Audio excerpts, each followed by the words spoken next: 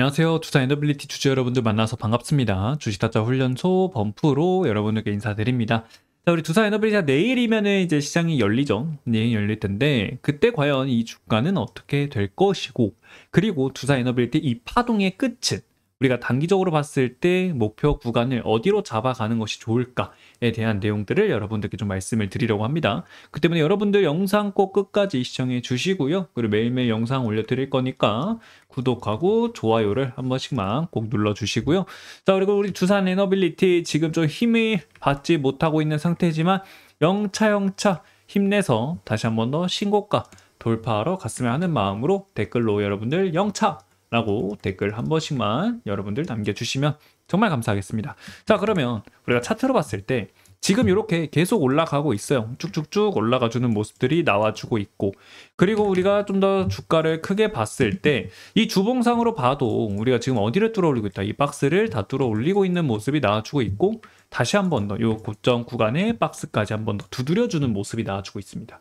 자, 그러면 이 박스를 돌파를 하게 된다, 이 박스의 상당 구간 저항대를 돌파하게 된다라고 했을 땐 과연 두산 에너빌리티가 어디까지 더 올라갈 수 있을까? 과연 8만 원일까? 9만 원일까? 10만 원일까? 라고 했을 때 저는 10만 원 가격 구간까지는 우리가 큰 틀로 봤을 때는 시간이 걸리더라도 올라갈 수 있는 자리는 나올 수 있다라고 생각을 합니다. 자, 그 이유에 대해서 말씀을 드릴 건데, 자, 월봉으로 보여드릴게요. 먼저 월봉으로 보여드리면 이 큰 추세가 여러분들 눈에 보이시나요? 여기 아래쪽에 저점들을 연결시키는 자리들을 쭉 그어 봅니다. 그러면 아래쪽으로 이 추세가 하나가 만들어질 거예요. 그 추세를 그대로 복사 붙여넣기해서 위쪽 이 고점 구간, 최고점 구간에 맞춰줍니다.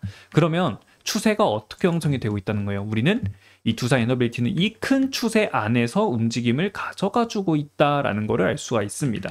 항상 추세에서도 이런 거는 작은 하락 추세가 되겠죠. 그럼 두산 에너빌리티는 지금은 이 큰 추세 안에서 움직임을 가져가 주고 있다라는 거고, 그럼 결국에 위로 아래로 주가가 막 움직이다가 오르락 내리락 하다 결국에는 어디까지 간다라는 겁니까? 10만 원 가격 구간까지 올라가는 자리가 나올 수 있게 된다라는 겁니다. 그렇기 때문에 두산 에너빌리티가 지금 이렇게 하락세가 나온다고 하고, 그리고 이렇게 아래로 더 빠진다고 하더라도 이 아래쪽에서는 우리가 어떠한 자리, 기회가 될 수 있는 자리가 충분히 나올 수 있다라고 생각을 하고 있기 때문에 여러분들께서는 이 점을 좀 같이 참고를 해주시면서 대응을 나간다면은 두산 에너빌리티로 좋은 수익 가져갈 수 있는 자리들, 충분히 고점, 우리 이 추세 상단의 고점 구간이 될 수 있는 이 10만 원 가격 구간대까지 올라가는 자리를 볼 수가 있을 것 같습니다. 아무래도 두산 에너빌리티는요, SMR, 가스터빈, 그리고 AI 에너지, 원전 해체 산업까지 이렇게 많은 분야를 갖고 있습니다.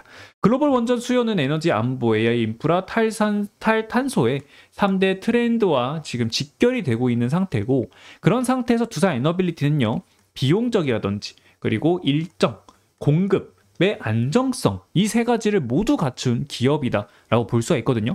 그렇기 때문에 지금 두산 에너빌리티가 강하게 시장에 관심을 받고 또 올라가주는 모습들이 나와주고 있다라는 겁니다. 거기에 더해서 지금 산업장관으로 지명자로서 이제 언급이 되신 김정관 님이 계시죠. 자, 그분이 뭐라고 말씀드렸냐면, AI 시대라는 것이 머리가 일단 반도체 데이터 센터라고 하면은 심장은 에너지라고 생각을 한다라고 이렇게 또 말씀을 해주셨습니다. 자, 산업부 장관 내정자인 김정관 이분은 두산 에너빌리티 출신이죠. 그분께서는 체코라든지 그리고 카자흐스탄이라든지 이런 원전 등 팀 코리아 수주 외교에도 주요 경력들을 갖고 계시고 있고, 그리고 동유럽이라든지 중동 원전과의 외교도 계속적으로 해주는 모습들을 보여주셨어요. 그렇기 때문에 만일에 산업장관으로 되신다라고 하게 되면은 그거에 영향을 받아서 우리 원전이 좀 더 이제 나라적으로도 이제 국가적으로 좀 지원을 많이 받아둘 가능성들 우리가 충분히 생각을 해볼 수가 있다는 거죠. 그러면 충분히 생각해도 어떻게 된다? 10만 원 가격 구간까지 올라갈 수 있는 자리들이 나올 수 있다. 이렇게도 우리가 생각을 해볼 수가 있겠죠. 그렇기 때문에 아래로 내 주가가 빠진다라고 한들 우리는 걱정할 필요가 없다라고 볼 수가 있겠고, 결국 우리가 아래로 빠진다고 하더라도요, 결국 이 조정 구간 나와도 올라간다. 라는 거는 우리가 꼭 알고 있으면은 분명히 많은 도움이 여러분들께도 될 수 있다. 이렇게 볼 수가 있겠고. 자, 그리고 지금 우리가 이 기업 분석을 봤을 때 두사의 에너빌리티에 대한 이 실적도 우리가 좀 생각을 해볼 수가 있다라는 거예요. 이 실적도 좀 봤을 때 지금 보시게 되면은 매출액 비교를 한번 해보겠습니다. 매출액 같은 경우에는 마찬가지로 16조 원을 24년도에 기록을 했는데 25년도에도 마찬가지로 똑같이 16조 원을 기다리고 있는 모습을 보여주고 있고, 영업이익 같은 경우에도 보시게 되면은 역시나 1조 클럽을 지속적으로 유지를 해주는 모습을 또 볼 수가 있습니다. 24년도에는 1조 176억 원을 좀 기록을 했었고, 25년도는 얼마를 예상을 하고 있다? 1조 860억 원의 영업이익까지 지금 기대를 하고 있는 상황이고요. 당기순이익도 마찬가지로 다시 한 번 더 늘어나는 5천억대로 늘어나주는 모습들, 그리고 26년, 27년도를 또 예상치를 봤을 때 꾸준하게 늘어나는 모습들 볼 수가 있다라는 거죠. 그렇죠? 매출액이든 영업이익이든 그렇죠? 그리고 당기순이익이든 다 어떻게 된다? 늘어나는 모습들, 증가하는 모습이 나오게 된다는 겁니다. 결국 실적이 꾸준하게 우상향을 시켜주는 모습이 나오게 되면은 주가도 알아서 어떻게 된다는 겁니까? 올라가는 모습이 나오게 된다는 거예요. 그래서 두산 에너빌리티는 앞으로 더 올라갈 수 있고 신고가 충분히 돌파할 수 있는 움직임 나온다. 다만 지금은 조정 구간을 살짝 갖고 있는 상황이다라고 볼 수 있다라고 좀 말씀을 드리는 거죠. 결국 눌러도 갈 놈은 간다라는 거예요. 그리고 주변 월봉상이죠. 월봉상으로 봤을 때 이 가격 캔들하고요, 그리고 이동평균선 간의 거리가 너무 벌어져 있어요. 이렇게 벌어져 있으면 차트의 성질상 이 캔들하고 이 이동평균선의 이 간격을, 이격을 좁히려고 하는 움직임들이 나올 거예요. 네, 이격을 좁히는 움직임들이 나올 거기 때문에 결국 이격을 좁히려면은 제가 매번 말씀을 드리지만 방법은 두 가지예요. 가격을 하락시켜서 아예 가격을 하락시켜가지고 만나게 한다던가, 아니면 기간 조정을 받는 모습을 보여주면서 찬찬히 이동평균선이 올라오는 거를 기다리게 한다거나, 이 두 가지의 방법이 있다라고 좀 말씀을 드렸거든요. 그렇기 때문에 그 방법으로 어떻게 된다? 두산 에너빌리티가 이격을 좁히고, 이격이 좁아지게 된 다음부터는 어떻게 된다? 다시 상승 랠리가 나오게 될 거다라는 거예요. 그렇기 때문에 우리가 단기적으로 너무 많이 상승을 해줬고, 그쵸? 1년이라는 시간을 봤을 때 여러분들 몇 프로 올랐냐면 322% 가까이 상승하는 모습이 나왔어요. 322%.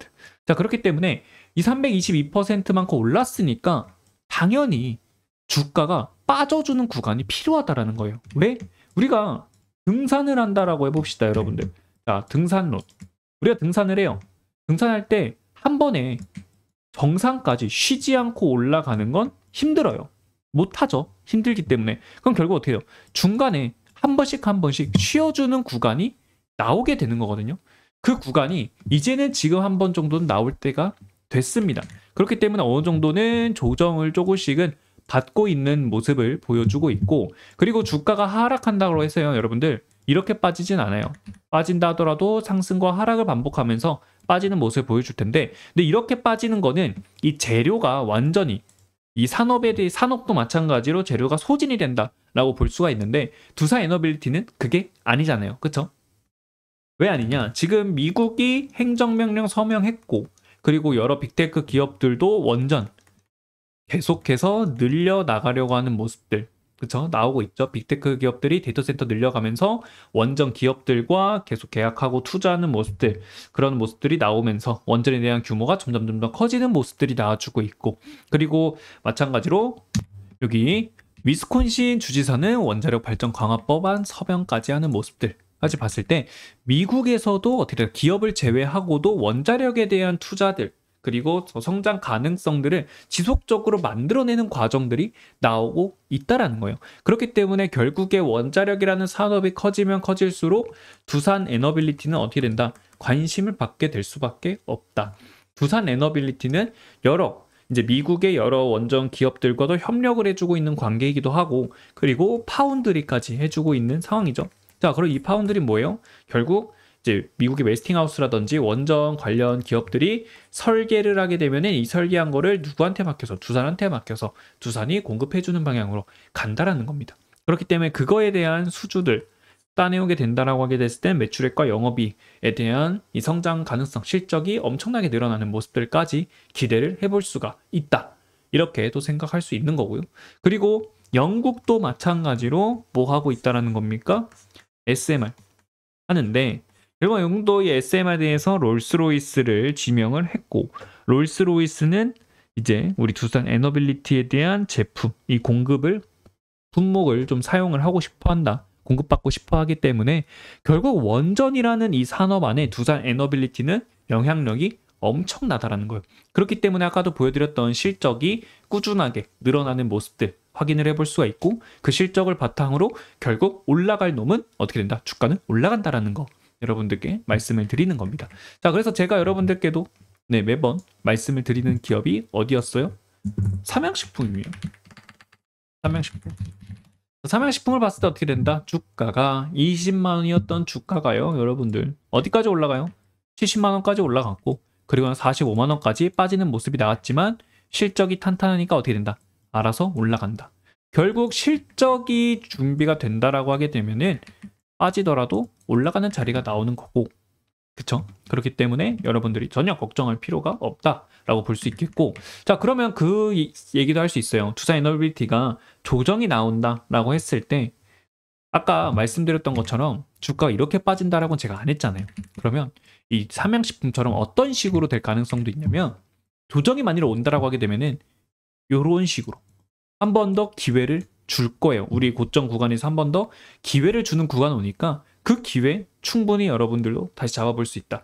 그래서 이 고점 구간에서의 쌍봉 패턴이 나오게 되면은 그러면 추세 반전에 대한 신호다라고 볼 수가 있겠거든요. 그래서 그 신호들도 우리는 잘 파악을 하면서 지속적으로 주가에 대한 움직임들 확인을 해봐야 될 것 같습니다. 그래서 다시 한 번 더 두산 에너빌리티를 봤을 땐 지금 자리에서 아까 삼양식품처럼 빠진다라고 하게 되면은 어떤 식으로 내려와 줬다, 반등 나오고 하락하는 구간 나올 수 있고, 이 하락이 나온다 하더라도요, 결국엔 어디에서 여기 올라오고 있는 60일 이동평균선에서 지지받고 다시 위로 올라가주는 구간이 나올 텐데, 그러면 이 구간, 이 조정이 나오는 구간에서는 어떠한 일들이 벌어지느냐?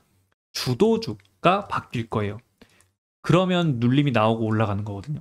그러니까 주도주, 지금 우리 두산 에너빌리티가 주도를 해주고 있는데, 이제 시간이 지나면은 이 두산 에너빌리티가 365일 주도를 해주지는 않거든요. 1년이라는 시간 동안 주도를 해줘도 결국에는 어느 정도 눌러줬다가 이렇게 올라가면서 큰 시장을 주도를 해주는 모습인데, 그러면 두산 에너빌리티가 살짝 살포시 빠지는 모습이 나오게 되면은 다른 산업에서 주도를 해주는 모습이 나오게 될 거예요. 그러면 이제 또 수급들이 어디로 간다? 다른 쪽으로 또 쏠리는 그런 현상들이 나오겠죠. 결국 주도주는 계속 바뀝니다. 계속 바뀌는 거기 때문에 결국 두산 에너빌리티도 어느 정도는 내려왔다가 가는 구간이 나오는 거고, 결국 내려오게 되면은 그 기간은 기회가 되는 자리로 볼 수가 있다. 이렇게 볼 수가 있겠습니다. 그렇기 때문에 두산 에너빌리티 여러분들 하락한다 해서 너무 막 걱정할 필요가 전혀 없는 상황이다라고 볼 수 있고, 더 올라갈 수 있는 자리들 충분히 마련이 되어 있다. 이렇게 볼 수가 있겠습니다. 원전 수명 연장과 해체 시장의 본격화. 하나투자증권은 두산 에너빌리티 BHI가 이제 기회에 선점을 할 거다라는 이야기가 나오고 있습니다. 아무래도 원전 우리 1호기 해체 승인이 나왔고, 그로 인해서 우리가 500조 원이라는 이제 원전 해체 시장이 또 있다. 그렇기 때문에 이 해체 시장에 본격적으로 들어가는 모습이 나오는 거고요. 원전 해체는요, 고부가치고 그리고 굉장히 블루오션입니다. 건설보다는 복잡을 하고 대신 이익률이 굉장히 높아요. 그렇기 때문에 이 시장을 선 점유율을 어느 정도 가져오게 된다라고 했을 때는 우리가 또 이걸 통해서 또 엄청난 또 실적들 개선을 할 수 있다, 증가할 수 있다라고 볼 수 있겠고, 2045년에서 2050년도 이때까지 시장 규모는 500조에서요 1000조 가까이 지금 추정이 되고 있다라고 합니다. 그렇기 때문에 이 시장을 반드시 무슨 일이 있어도 잡아가야 된다, 이렇게 볼 수 있겠죠. 자, 그렇기 때문에 2050년까지 전 세계에서 약 400기 상용 원전이 해체가 될 것이다. 두산 에너빌리티와 BHI, 세아, 베스틸, 지주 등 주요 기업이 각 분야에서 기회를 선점할 것이다 라고 대답했습니다. 그리고 국제원자력 기구에 따르면은 2050년까지 전 세계 상용 원전 약 400기가 해체가 된다라고 말했고, 원전 한 기당 해체 비용은 평균 8천억 원 수준으로 나온다라는 겁니다. 자, 그렇기 때문에 이 규모가 어마어마하다라는 거예요. 이 시장을 놓치면 안 된다. 근데 마침 우리가 원전 고리 1호기 해체 승인이 나왔고, 이 원전 고리 1호기를 해체를 함으로써 깔끔하게 우리가 완벽하게 해체를 해낸다라고 했을 때는 이 시장에서 경쟁력을 충분히 가져갈 수 있다. 이렇게 볼 수 있다라는 거죠. 그렇기 때문에 앞으로 올라갈 수 있는 실적에 대한 기대감들이 어마어마하다라는 거예요. 어마어마하다. 그래서 결국에는 이 실적을 바탕으로 주가를 끌어올려 줄 것이다 라고 저는 생각을 하고 있습니다. 그렇기 때문에 여러분들도 앞으로 우리 원전은 많은 먹거리일 거고, 지금 현재는 기대감으로써 주가에 반영이 되고 이미 많이 올라간 모습을 보여주지만, 결국에 빠지더라도 다시 비슷한 이야기들이 또 나오면서 어떻게 된다? 주가 또 올라가는 모습들 나오게 될 거예요. 그렇기 때문에 일단은 우리가 지금 올라가고 있는 이 재료들, 상승 모멘텀들이 어떠한 게 있는지 그거를 우리가 잘 알고 있고, 그리고 나서 다시 한 번 더 눌림이 나왔을 때 이 눌림이 나오는 구간에서도 뉴스 기사들, 이 상승 모멘텀에 대한 뉴스 기사들이 어떠한 것들이 지속적으로 나오고 있는지, 이런 거를 계속적으로 우리가 체크를 한다면 다시 반등 랠리가 나올 수 있는, 다시 상승 추세로 전환을 하면서 우상향을 크게 줄 수 있는 자리들이 나올 수 있다는 거죠. 그렇기 때문에 우리가 지금은 나오고 있는 재료들, 그런 거를 잘 기억을 하고 있어야 된다. 이렇게 볼 수가 있겠습니다. 그래야지만 어디까지 갈 수 있다? 연봉으로 보여드리면 여기 10만 원 가격 구간까지, 이 구간까지도 올라갈 수 있는 자리는 나올 수 있다는 거죠. 그렇죠? 이 추세를 이 저점들끼리 연결을 해봤을 때 그대로 복사 붙여넣기 쫙 해주면 어디가 나온다? 10만 원 가격 구간까지 나오는 모습이 나온다라는 거예요. 그렇기 때문에 여러분들 지금 빠지더라도 너무 걱정할 필요는 없다. 이렇게 볼 수 있겠고, 그리고 결국에는 이 주가의 하락이 끝나는 구간은 어디가 되느냐라고 봤을 때는 투자 경고 종목 지정 예고가 언제 해제가 되는, 투자 경고 종목에서 지정 여부 언제 해제된다? 7월 8일까지 판단을 한다라고 하니까, 결국에 7월 8일까지 우리가 얼마만 넘지 않으면 되냐면 당일 종가를 포함한 최근 15일의 종가 중 가장 높은 가격만 아니면 된다라는 거예요. 자, 그러면 최근의 종가를 우리가 다 비교를 해봤을 때 가장 높은 종가는 어디예요, 여러분들? 자, 어디입니까? 자, 요 날이에요? 아니죠. 이날이에요? 아니죠. 여기에요? 아니죠. 어디예요? 이날입니다. 자, 그럼 이날이 언제냐? 6월 23일이에요. 6월 23일. 자, 6월 23일이고 6월 23일의 종가는 얼마예요? 69,100원입니다. 그렇기 때문에 69,100원이 언제? 7월 8일 날에 69,100원보다 종가가 더 높지 않으면 된다는 거예요. 그러면 이제는 이 리스크가 어떻게 된다? 해제가 되면서 이 리스크가 없어지고, 그 다음부터는 어떻게 된다? 주가가 다시 한 번 더 위로 올라갈 수 있는 자리들이 나올 수 있다라는 거, 우리가 그 점을 잘 알고 계셔준다면 다시 좋은 움직임들 나올 수 있다, 이렇게 보고 있습니다. 그리고 우리가 이 20일 이동평균선은 확실히 심리적 지지 구간이기 때문에 이 자리는 웬만해서는 좀 지켜주려는 움직임들이 나오긴 할 거예요. 나오긴 할 텐데, 만일 이 자리가 이탈이 된다라고 하게 되면은 여러분들 어디까지 빠질 수 있느냐? 5만 원에서 5만 5천 원 사이, 저는 한 5만 3,900원 자리까지 좀 보고 있는 상황이긴 합니다. 아래쪽으로 내려온다라고 했을 때는 그 정도 가격 구간을 좀 생각을 해보고 있어서 그 가격 구간까지도 추가적인 하락에 대한 부분들 나올 수 있다. 요거 여러분들이 좀 같이 알고 계셔줬으면 여러분들께도 많은 매매 대응이 좀 가능하다라고 볼 수가 있겠습니다. 자, 그리고 누가 또 사주고 팔았는가? 요거를 또 봤을 때 결국엔 누가?